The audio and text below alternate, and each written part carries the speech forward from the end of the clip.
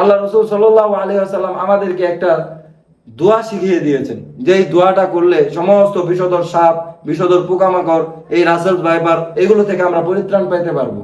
সেই দোয়াটা কি? সেই দোয়াটা হলো আউযু বিকালিমাতিল্লাহি তাম্মাতি মিন শাররি মা খালাক।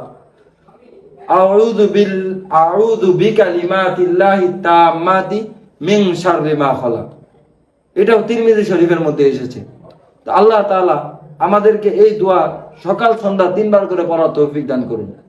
হযরত আয়েশা রাদিয়াল্লাহু তাআলা আনহা হতে বর্ণিত হাদিসটা হলো এরকম যে আন আয়েশা রাদিয়াল্লাহু তাআলা আনহা قالت আন্না রাসূলুল্লাহ সাল্লাল্লাহু আলাইহি ওয়াসাল্লাম আমারা বিকতলি জিদ্দি ফিআতাইনি ফাইন্নাহু ইয়ালতামিসুল বাসরা ওয়া ইউসিবুল হাবাল।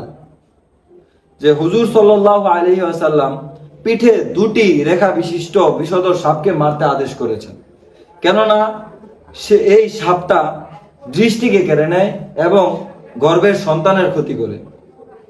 এই জন্য আমাদের এই সাপগুলোকে মেরে ফেলা উচিত। এবং এখন কথা হলো যে অনেক সাপ আছে যেগুলো আমাদেরকে কামড়ায় না, যেগুলো পরিবেশের কোনো ক্ষতি করে না, সেগুলোকে আমাদের মারা উচিত নয়। যেমন একটা সাপ আছে যেটাকে আমরা বলি শঙ্খিনী সাপ। এই সাপটার কাজ হলো বিষধর সাপগুলোকে খেয়ে ফেলা। যদি এই সাপটা থাকতো তাহলে আজকে এই রাসেল ভাইপারের এত আতঙ্ক আমাদের কাছে ছড়িয়ে পড়তো না। আমরা না বুঝে বিষধর সাপ মনে করে যে সাপের বিষ নেই সেই সাপগুলোকেও আমরা মেরে ফেলছি। কিন্তু প্রত্যেকটা সাপের জাতিগত স্বভাব হলো যে সেই সাপগুলো মানুষের প্রতি আক্রমণাত্মক হয় না।